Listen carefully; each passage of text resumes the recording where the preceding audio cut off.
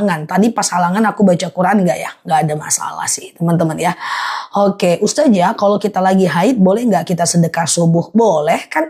Sedekah subuh tidak harus menyerahkannya ke masjid kan? Sedekah subuh bisa dikumpulkan di rumah, ya kan? Nah, kumpulkan di rumah sekali seminggu, sekali sebulan, teman-teman bisa serahkan kepada yang berhak menerimanya, ya.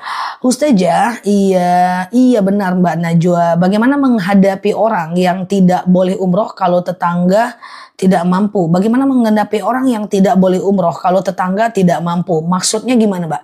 Kalau Mbak mau pergi umroh, umroh aja. Cuman jangan lupa sedekah ke zawil kurba, ke orang-orang yang jiron kita. Apakah dia tetangga atau saudara? Yang penting guys, kita udah keluarkan zakat. Kemudian kita udah memberikan sebagian dari rezeki kita untuk bersedekah. Kalau kita mampu umroh selebihnya ya umroh aja, nggak usah pusing teman-teman ya. Yang repot itu adalah kita nggak keluarkan zakat. Terus uang kita uang tidak halal. Terus tetangga kita pelit. Nah itu baru agak malu gitu guys ya. Malu sama Allah, malu sama orang gitu kan. Nah malu ya teman-teman, jangankan kita senang di atas orang lain yang lapar gitu ya.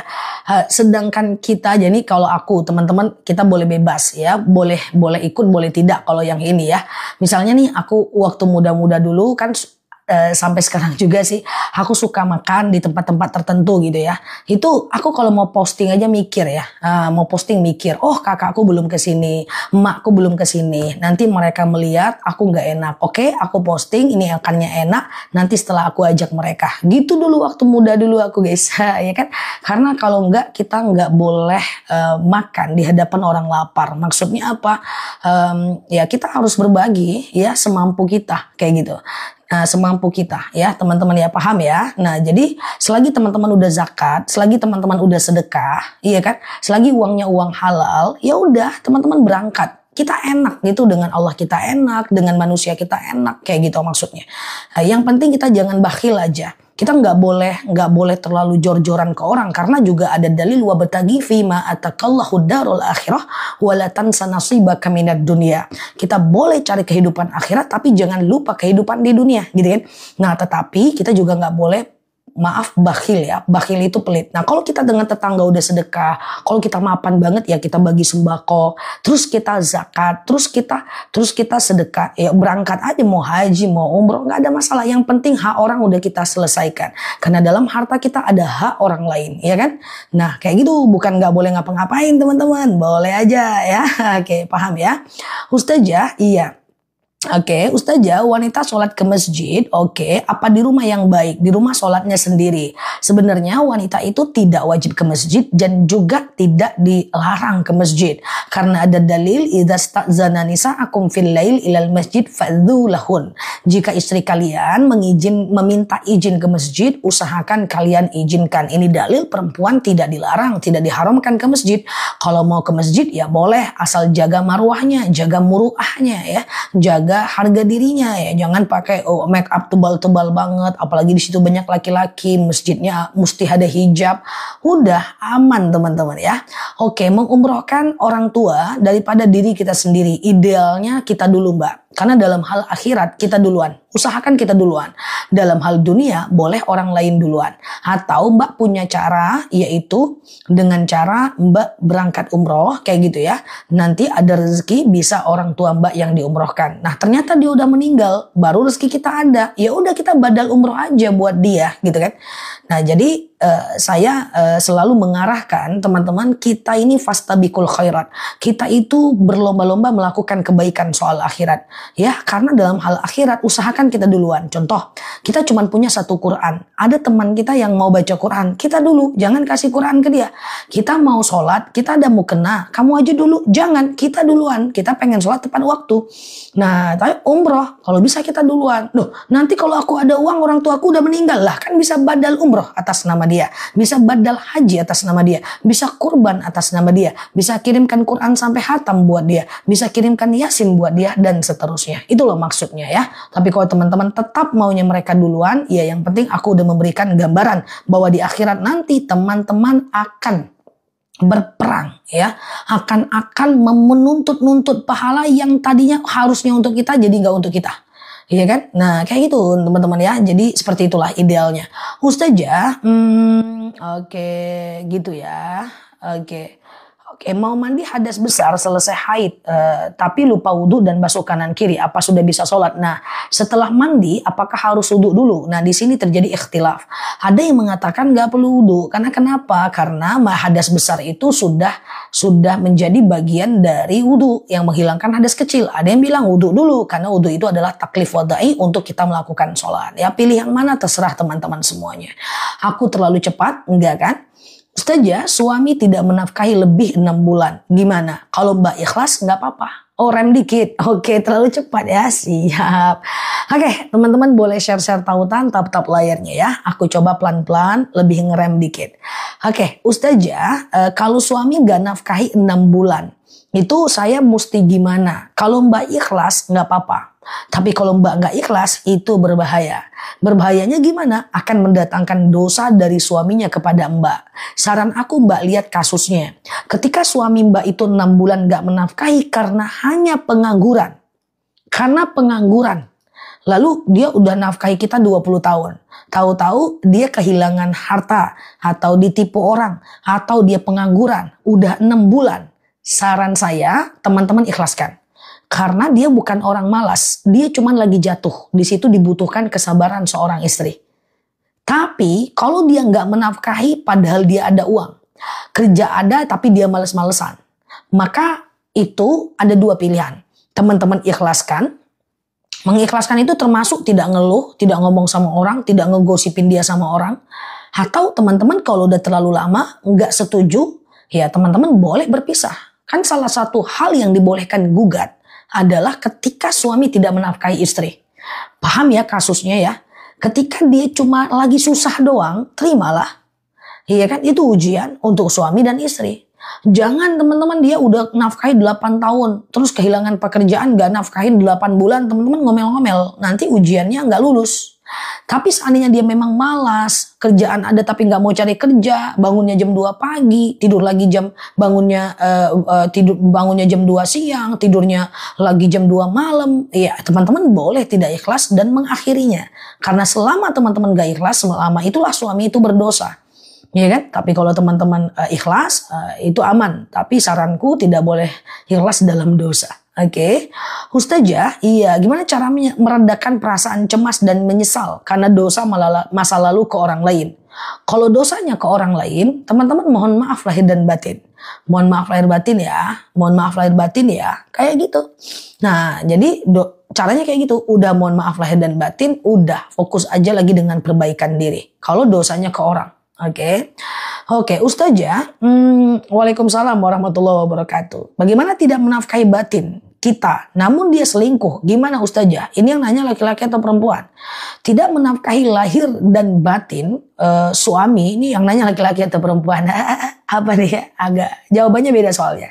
Nah, kalau dia laki-laki, dia tidak menafkahi batin, dia berdosa. Dia berdosa ya teman-teman ya. Tadi ya, daripada dia berdosa, lalu teman-teman ingin mengakhirinya, bukan karena apa-apa, supaya abang tidak terus berdosa. Maka itu oke ya. Nah gitu ya teman-teman ya. Tapi perselingkuhan mesti diselesaikan ya. Karena itu dosa. Kalau teman-teman diam aja, teman-teman membiarkan dosa. Karena ada di antara rekan-rekanku, suamiku selingkuh udah biar aja lah. Yang penting dia tetap kasih nafkah. Salah itu. Orang selingkuh itu baik dia laki-laki perempuan harus diselesaikan. Karena kalau mendiamkan berarti mendiamkan kemaksiatan. Berarti berserikat ya, saling tolong menolong dalam keburukan. Nggak boleh, setiap kebatilan mesti diselesaikan ya. Daripada teman-teman cerita sana sini akhirnya gibah, lebih baik diselesaikan ya sama dia. Oke, Ustazah, kenapa kalau sholat selalu ingat dosa dan takut mati? Miliki sifat khauf dan roja. Khauf itu adalah takut mati, takut dosa. Roja itu harapan supaya mati dalam keadaan baik dan kemudian dosanya dimaafkan. Harus berada di tengah-tengah ini. Namanya khauf, roja. Takut doa tidak diterima, ada harapan doa diterima. Khauf, takut dosa tidak dimaafkan, ada harapan dosa dimaafkan. Khauf, takut mati, dan kemudian ada roja. Roja itu adalah harapan mati dalam keadaan baik. Jadi kalau dua itu teman-teman miliki, itu nggak masalah. Yang masalah itu adalah takut tapi nggak punya harapan. Khauf aja, khauf aja, khauf aja, takut aja. Takut mati, takut dosa, tapi nggak punya harapan. Yang nggak melakukan sholat, nggak melakukan amalan yang meringankan mati, nggak melakukan amalan yang meringankan beban. Ya itu cuma takut doang, itu setan. Paham ya?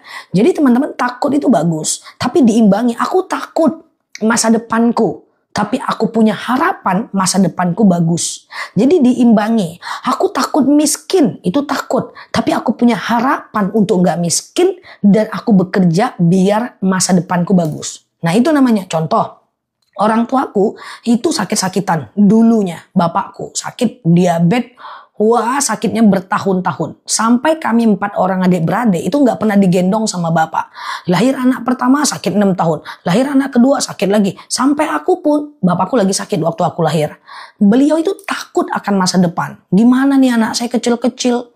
Gimana nih kalau seandainya saya nggak bisa menghidupi? Efek sampingnya apa? Akhirnya beliau bekerja lebih banyak di usia muda. Menabung lebih banyak, takut hari tuanya itu susah.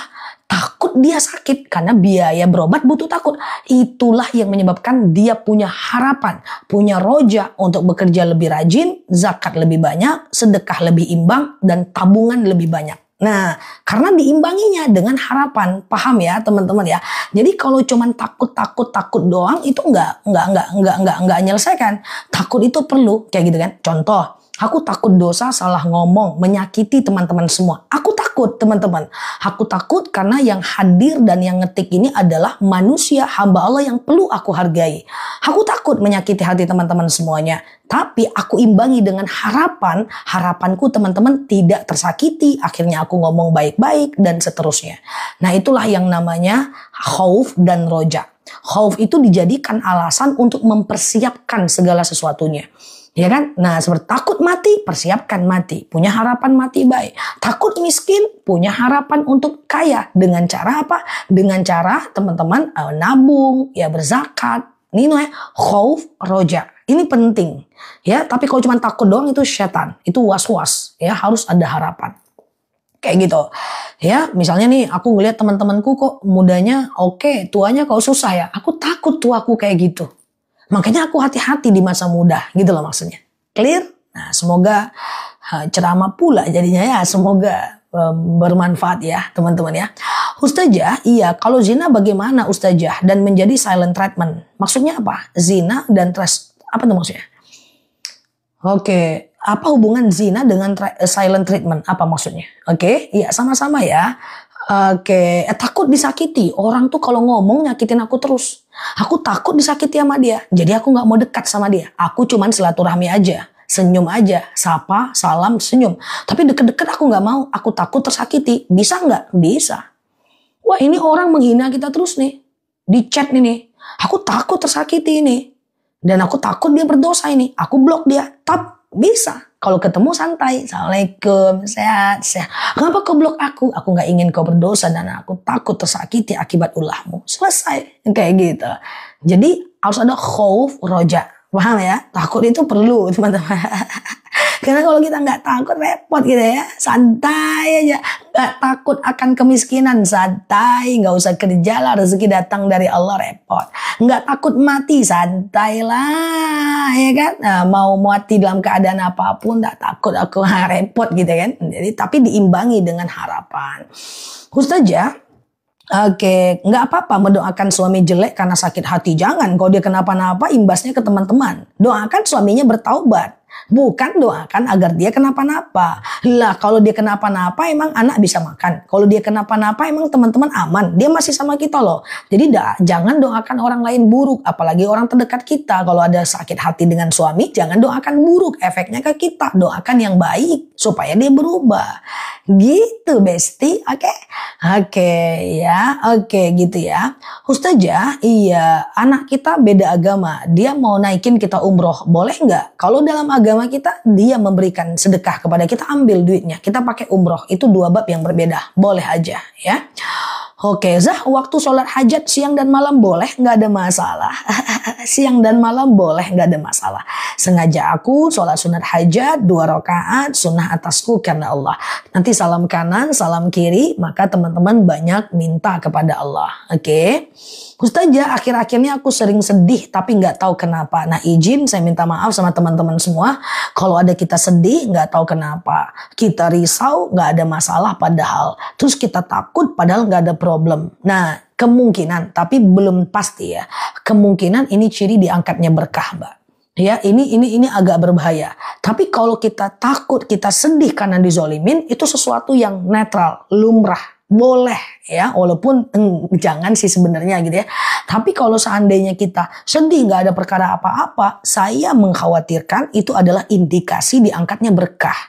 Ya, tapi berkah itu bisa dijemput dengan Mbak jangan tinggal sholat 5 waktu, ya, dengan Mbak untuk tetap berpuasa sunnah kalau Mbak bisa, dengan Mbak mengkodo puasa kalau Mbak lupa kodo lagi gitu ya, atau lagi sedih Mbak boleh doa hasbunallah ni'mal wakil ni'mal maula ni'man nasir. Hasbunallah ni'mal wakil ni'mal maula wa ni'man nasir. Teman-teman, saya mau sampaikan kalau kita belajar Islam baik-baik, yang benar ya, Islam yang benar, akhlaknya benar, ya ibadahnya benar, insya Allah kita jauh dari kesedihan teman-teman. Mau gimana pun dunia ini, kita itu aman teman-teman. Contoh, apa nih, saya sedih dizolimi, orang beriman tahu bahwa dia itu harus fokus kepada orang-orang yang mencintai, tidak fokus kepada orang-orang yang menzolimi dan membenci. Rasulullah itu kurang apa coba? Kurang gimana coba? Kurang baik apa? Orang jahat dia nggak pernah balas. Orang memfitnah dia santai aja. Tapi Rasulullah pun tetap kena. Ya kan, dizolimi. Teman-teman nggak sampai dizolimi kayak Rasulullah dilempar pakai batu, pelipisnya berdarah. Ya Rasulullah tenang-tenang aja lah. Kita kan bukan Rasulullah. Setidaknya mirip-mirip lah dengan mereka. Dengan Rasulullah. Iya kan? Rasulullah aja ahli surga dibegituin. Apalagi kita yang bukan siapa-siapa. Ya, jadi kita ngerti bahwa itu adalah bagian dari ujian, sehingga kita tenang teman-teman ya. Kita lebih tenang. Jadi kalau kita belajar dengan bagus, zikir yang baik, sampai mengerjakan tanggung jawab kita, itu insya Allah kita jauh lebih baik. Orang yang beriman itu idealnya tenang hidupnya. Kenapa hidupnya tenang?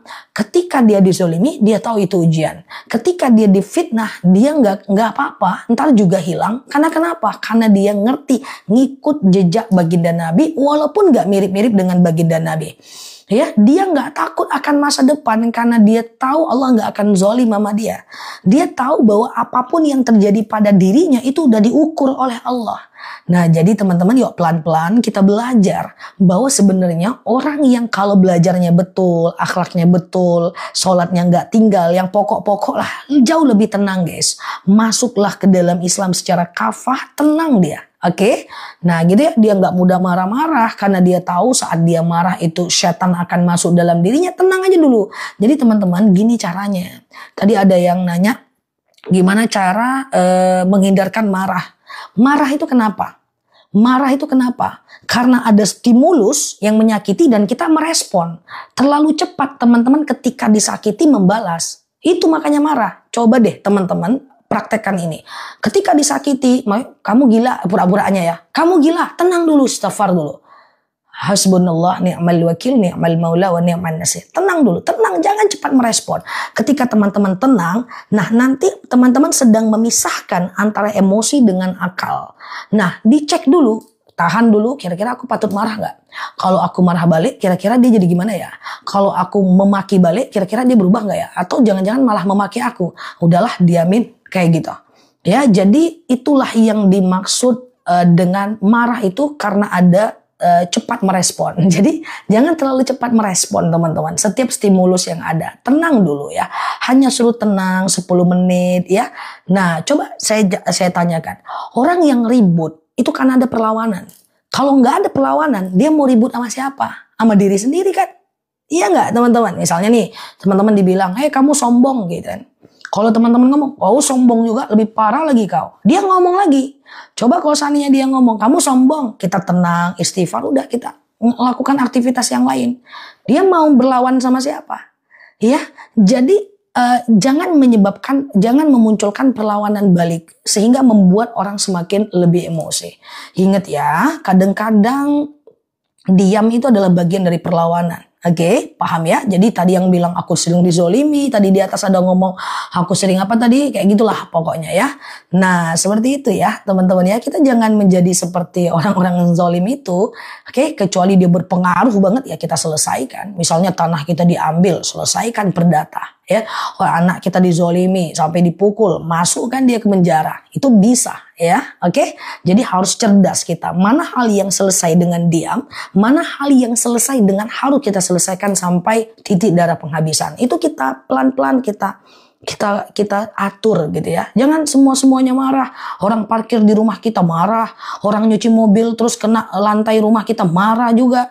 Terus kita mau di jalan macet marah, itu kan nggak tepat teman-teman, nggak tepat itu marahnya gitu kan. Nah, ada saya dengar dari teman saya curhat ya, dia kalau pulang kampung sama suaminya itu males katanya. Kenapa? Kalau mau pipis aja suami ngomel dulu. Lah marah juga. Orang mau pipis kok nggak dari tadi lah. Tadi kan pipisnya nggak sesak bang. Ribut coba. Nah itu nggak pas marahnya. Kurang pas teman-teman. Saya sering dengar gitu ya. Nah makanya abah sering gitu. Makanya emakku pun suka bilang ke aku ya. Kayaknya kamu nih urat marahnya udah hilang. Nah, kenapa emangnya mak? Tuh kalau jalan keluar kota kan yang nyetir aku. Sebentar-bentar Mi pipis Mi. Oke, yuk kita pipis. Baru jalan 1 kilo, 2 kilo. Mi, adik pipis lagi, kata ponakan yang satu. Oh yaudah yuk, yaudah. Terus kata emakku, kalau emak yang nyetir itu emak udah ngapa nggak dari tadi kayak gitu ya. Ya saya bilang, saya bilang, mak ini kan pipisnya baru sesaknya sekarang. Apa susahnya kita berhenti aja. Nah itu nggak perlu kita marahin guys. Ini semua marah-marah. Kayak gitu kan. Nah semua ya orang mau pipis. Nggak nyambung itu. Paham teman-teman maksud aku ya. Aku bukan yang paling baik. Tapi aku ingin memberikan gambaran. Kapan saat kita harus melawan. Kapan saat kita harus ngerem gitu. Ini ada orang parkir di rumah kita, marah juga kita. Iya kan? Nah, ada orang yang parkir nggak tepat, ngomel juga kita. Itu kan nggak pas loh teman-teman. Nggak pas banget. Sangat tidak pas lah teman-teman. Wah itu kan nggak mudah Ustazah. Bisa kalau dilatih. Kalau sekedar teman-teman ngomongin, dizolimin, dibilang sombong, dibilang fitnah. Ya, itu biasalah itu ya. Biasa itu teman-teman. Nah jadi bukan aku menyuruh teman-teman jadi orang yang cupu gitu ya. Enggak, aku juga tegas dalam banyak hal teman-teman. Orang lain pakai emosi, kita pakai strategi. Kalau ada yang parah. Ya kan misalnya nih di mana-mana, misalnya di kantor, oh dia pakai emosi. Saya tidak akan balas, tapi saya pakai strategi untuk membalasnya biar dia ada efek jera. Jadi gitu. Jadi supaya kelihatan lebih cantik dan lebih diridhoi Allah, kita lebih senang gitu ya. Jadi kalau orang lain pakai emosi, teman-teman pakai strategi gitu ya. Nah, paham? Nah, semoga bisa ya. Oke. Gitu. Ustazah pintar anak mama ya. Paham ya? Jadi kalau kita dizolimin wajarlah kita marah. Belum tentu. Kalau kita dizolimin wajarlah kita marah. Belum tentu. Lihat kasusnya mbak. Lihat kasusnya mbak. Contoh mbak dizolimin apa? Mbak diribahin. Misalnya dibilang soalim. Ya contohnya mbak dibilang sok kaya. Atau mbak sedekahnya banyak dibilangnya mbak pelit. Atau mbak udah bantu tahu-tahu dia mengkhianati menceritakan mbak ke orang lain. Nggak usah marah kalau kayak gitu. Itu nggak akan ada efeknya guys. Nggak ada efeknya itu. Ya, tapi kalau akhirnya anak mbak dikeluarkan dari sekolah. Ya, kemudian orang tua mbak dimutasi seperti itu ya. Atau misalnya suami mbak hampir menceraikan mbak. Itu kan ada efek. Nah, itu baru selesaikan. Paham ya teman-teman ya? Nggak semua kezoliman harus dimarahin teman-teman. Karena ada orang-orang yang spesialisasinya dan tugas khususnya itu zolimin orang lain. Jadi kalau setiap kezoliman harus teman-teman marahin, repot kita. Ya. Jadi kan saya bilang, selagi nggak ngefek pada ibadah, rezeki, masa depan, kesehatan, selagi nggak ngefek, nggak usah. Ya. Jadi dilihat dulu kezolimannya. Tanah kita diambilnya, selesaikan sampai titik darah penghabisan. Anak kita dimutasi karena difitnah, selesaikan. Bila perlu dia yang dikeluarkan. Itu bisa. Paham ya teman-teman ya. Nah seperti itu. Jadi ada saat-saat dimana kita itu mesti proaktif, ada saat-saat yang mesti diam. Ya, strategi akhirnya energi kita menjadi lebih slow down. Oke, jangan sampai cepat marah, cepat merasa terzolimi. Saya takut teman-teman. Takutnya teman-teman jadi nggak fokus ibadah, kerja jadi nggak lancar kalau ngantor, ya kan? Kerjaan jadi terbengkalai, ya kan? Nah, ya kan? Susah juga kita jadinya, ya. Clear ya? Tidak mudah, tapi pelan-pelan belajar untuk menentukan kapan saat harus membalas, saat harus tenang-tenang aja. Ustazah, gimana kalau tiba-tiba menangis ingat almarhum orang tua? Iya, saya kurang kirim doa untuk mereka. Kirimlah, segampang itu ya. Contoh strateginya apa? Ketika kezolimannya itu udah parah, udah sampai suami dimutasi, kemudian sudah sampai anak dikeluarkan, ya teman-teman harus pakai strategi, tentu tergantung kasusnya. Jangan semuanya harus teman-teman balas. Clear ya? Oke, aku mau ngapain tadi? Ngomong apa lah tadi ya? Lupa lah. Insya Allah belajar sabar. Iya, insya Allah masalah nggak ada teman-teman ya. Kadang-kadang masalah tuh kecil, kepala kita yang membesar-besarkannya. Iya kan, kepala kita yang besar-besarkannya. Jadi pikiran dikontrol ya. Oke, Ustazah, iya. Tetanggaku buang sampah depan rumahku, langsung aku curhatin ke jalur langit, dateng. Mbak, lain kali jangan di sini ya. Udah gitu doang. Oke, itu gitu doang. Mbak, lain kali jangan di sini ya buangnya. Nah, kalau sampahnya bau dan sampai mengganggu kesehatan kita, nggak mau juga. Cari orang yang bisa dia disegani. Udah, setelah ngingetin gak usah dipikirin. Oh, tadi aku ngingetin dia, tadi aku iniin dia. Gak usah dipikirin, Mbak. Pindahin ya. Selesai kan? Terus udah doa sama Allah. Enggak juga, cari orang yang dia segani. Entah bapaknya, emaknya, entah Pak RT. Pak RT tolong bantu bilangin ya. Udah dibilangin sama Pak RT. Jangan teman-teman ceritain. Tengok tuh dia ditegur kan. Tengok tuh dia ditegur. Lupakan udah. Solusi kan udah kita berikan. Lupakan. Oke. Oke, ini tentang marah nih nampaknya ya. Supaya lebih tenang lah ya. Karena banyak orang marah itu nggak pada tempatnya. Ustazah, amalan yang apa yang saya lakukan agar saya nggak telat bangun subuh? Bangun subuh itu juga strategi teman-teman. Kalau aku dulu waktu masih muda itu pakai alarm, letakkan di atas lemari sekencang-kencangnya. Pas mau matikan alarm ambil kursi. Udah gitu nggak ngantuk lagi. Oke. Ustazah, iya, sebentar ya. Cara doa agar sembuh dari sakit ya. Nah, teman-teman lakukan sholat hajat. Sengaja aku sholat hajat 2 rakaat sunnah atasku karena Allah. Nah, lalu doakan supaya sembuh penyakitnya. Insya Allah kalau teman-teman sabar, tidak menyalahkan Allah, setiap sakit yang diderita itu bisa menggugurkan dosa. Ya kan? Oke, gitu ya. Ustazah, sama Ustazah kalau wudhu pakai gayung sah nggak? Wudhu pakai gayung nggak sah, karena wudhu itu pakai air, enggak ya. Jadi kalau air ada di dalam gayung nggak ada problem ya. Ustazah, iya ngadepin orang Zah biar cepat bayar hutang. Sebenarnya ada doanya, karena aku nggak terlalu hafal. Nanti aku buat videonya, doa agar orang supaya cepat bayar hutangnya, ya kan? Ustazah, maaf sholat hajat jam berapa? Kalau Mbak Momi punya keinginan, punya hajat, Mbak lakukan sholat hajat siang dan malam bebas Mbak. Caranya kayak sholat subuh Mbak. Sengaja aku sholat sunat hajat 2 rakaat sunnah atasku karena Allah. Sholat kayak biasa, kayak sholat subuh. Yang penting Al-Fatihah dibaca. Nanti salam kanan, salam kiri, Mbak melakukan yang namanya doa ya, supaya Mbak dimudahkan. Siang dan malam boleh. Doa dapat jodoh, Robbi la tadarni fardan wa anta khairul warisin. Ya, nanti teman-teman kita catat. Tetanggaku cuek saat bertemu malas teguran. Mbak senyum aja. Kalau dia nggak mau negur, abaikan. Udah jangan dihabisin energi ya. Ustazah, apa nggak apa-apa sholat subuh jam 6? Tergantung lokasi teman-teman. Kayaknya jam 6 udah nggak ada waktu sholat subuh. Apa nggak apa-apa? Ya apa-apa sih. Teman-teman berarti lalai. Tapi tetap sholat walaupun apa-apa. Karena itu lalai kan. Maka kedepannya perbaiki. Jangan lakukan lagi. Setiap ngopi, ngumpul, nongki sama kawan pasti gibah. Cara menghindarinya gimana? Kurangi kumpul-kumpul. Jadi kalau ada orang yang gibah, ini bukan cuma nongki ya. Kadang-kadang ibu rumah tangga juga mengalami hal ini ya. Pertama, teman-teman harus punya skill ketika ada orang gibah. 1, sebutkan kebaikan orang yang dia gibahi.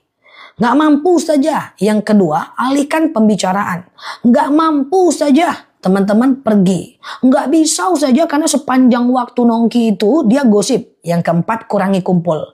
Cara kurangin kumpul gimana? Nggak usah kasih alasan dusta.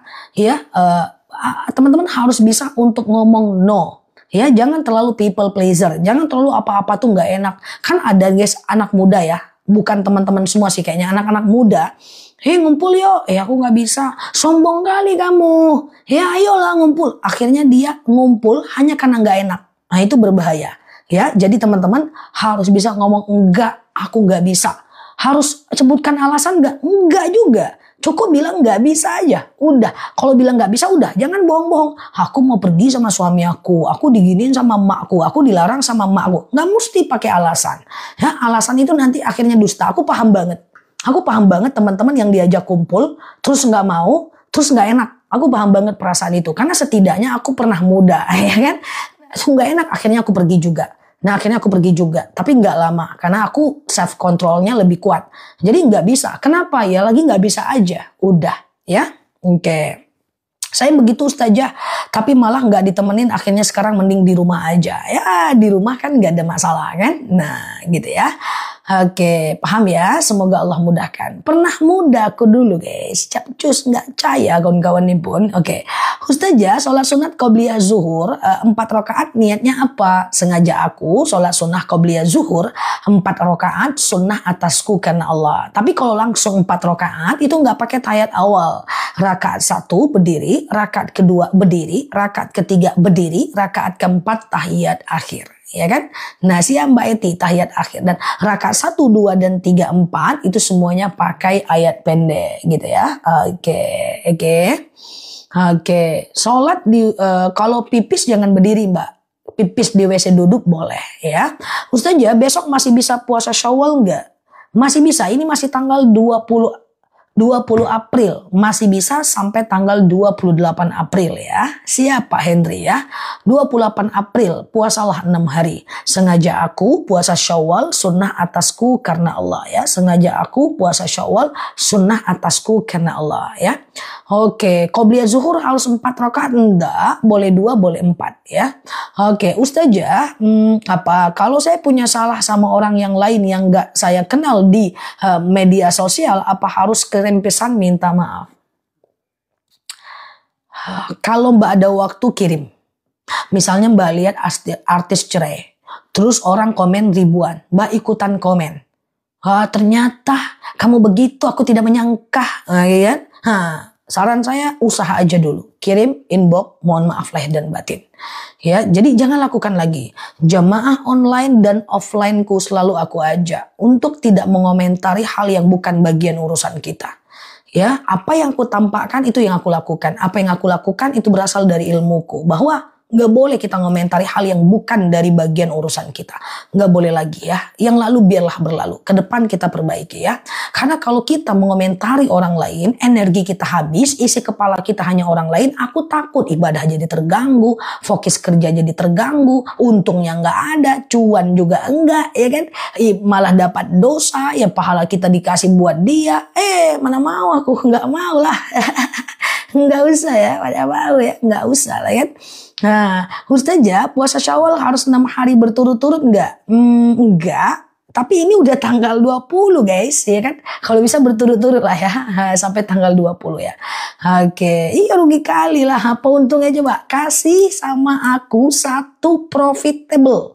Satu profit dunia dan akhirat keuntungan kalau kita komentari berita-berita viral apalagi tentang orang. Ya kan, kalau ada satu aja mungkin bisa aku pertimbangkan ya kan. Nggak ada guys. Oke, Ustazah, iya puasa. Oke, kalau suami ngomongin kekurangan istri pada saudara, apa hukumnya? Tergantung. Kalau dia curhatkan untuk cari solusi itu nggak apa-apa. Tapi kalau dia curhatkan dan respon orang itu gosip, itu termasuk berdosa. Contoh, kita balik, teman-teman nih kan banyak perempuan, jadi aku perempuan deh. Teman-teman gosipin suami ke temannya. Kalau temannya bilang, iya suamiku tuh memang kayak gitu dari dulu, memang jahat dia tuh, dari wajahnya nggak ada wajah setia tuh, pura-pura aja tuh, itu jadi gosip. Tapi kalau seandainya teman gosip ngomongin suami ke teman atau saudara yang bagus, dia akan ngomong udahlah sabar. Yang penting kan suamimu ada baiknya, janganlah buruknya semua yang kau lihat. Nah itu nggak jadi gosip. Jadi gosip atau tidaknya sebuah obrolan itu terjadi pada respon lawan bicara. Makanya curhat nggak boleh ke sembarang orang. Makanya ada dalil fas'alu ahla dzikri in kuntum la ta'lamun. Ya Allah, hak kita adalah kita itu nanya kepada orang yang lebih ngerti. Jadi tanya itu kepada orang yang lebih bijaksana. Kalau kita tanya kepada orang yang tidak bijaksana, dia jadi gibah. Paham ya? Dia jadi gibah guys. Iya betul, tergantung orang yang merespon. Ini penting ini. Maka jangan asal-asal curhat. Bang, temanku dibilangnya aku sombong bang. Bapaknya pun kayak gitu pun, kata suaminya. Iya, teman gue tuh memang tak ada yang baik tuh. Itu jadi gibah. Tapi kalau suaminya bilang, udahlah, kalau kamu gak nyaman, gak usah dekat sama dia lagi. Ya kan, kalau kamu gak nyaman, ya udah, kamu fokus aja, ganti teman kamu. Udah, itu urusan dia, udah. Kalau suaminya menenangkan, dia jadinya islah, bukan gibah, ya. Jadi jangan curhat colongan ya. Oke. Ustazah, iya Syawal sekalian puasa qada, ada pendapat yang membolehkan, ada pendapat yang mengatakan tidak afdol. Ustazah, sholat hajat dilakuin berapa kali ya? Terserah teman-teman lah mau berapa kali, nggak masalah kok. Sehari 2 kali, 3 kali, setiap hari pun nggak masalah ya. Oke. Ustazah, menyumbang untuk pembangunan musola apakah termasuk amal jariah? Lihat dinding dulu ya guys. Cuman di akun aku yang dikasih kesempatan lihat dinding ya. Menyumbang untuk musola apakah termasuk amal jariah? Jawabannya tentu itu amal jariah. Karena itu dipakai oleh banyak orang. Sedekah kita kalau dipakai untuk banyak orang itu termasuk amal jariah ya, amal jariah. Misalnya nih aku kasih sesuatu ke satu orang ya, aku ambil misalnya lihat dinding dulu guys, nikmati dulu lah ya kan, santai dulu. Aku kasih misalnya uang ke orang susah ya, itu adalah amal biasa. Tapi kalau aku kasih sesuatu yang dipakai untuk banyak orang, itu adalah amal jariah. Oke, amal jariah. Ustazah, iya. Ustazah, iya. Oke. Bisa Mbak Sri ya. Ustazah, kalau ada kucing sholat lewat di depan kita, nggak apa-apa selagi kucingnya sedang tidak bernajis ya. Yang penting nggak ada pup dengan pipnya udah. Kalau istri selingkuh, apa amalan untuk menguatkan suami? Kalau udah dimaafkan Pak, sekarang Bapak memaafkan nggak? Kalau Bapak udah maafkan, Bapak kan lagi sedih itu Pak. Maka Bapak banyak-banyak doa, hasbunallah ni'mal wakil, ni'mal maula, wa ni'man nasir. Hasbunallah ni'mal wakil, ni'mal maula wa ni'man nasir. Dan kalau udah memaafkan, pastikan tidak membahasnya lagi ya, nanti terjadi keserisuhan padahal dia sudah tidak melakukan ya. Oke. Ustazah, kalau buka puasa tapi lupa membaca doa, hukumnya apa? Setidaknya teman-teman baca bismillah ya. Ustazah, iya. Untuk sholat sunat rawatib, untuk Ustazah sebentar ya teman-teman ya, sebentar.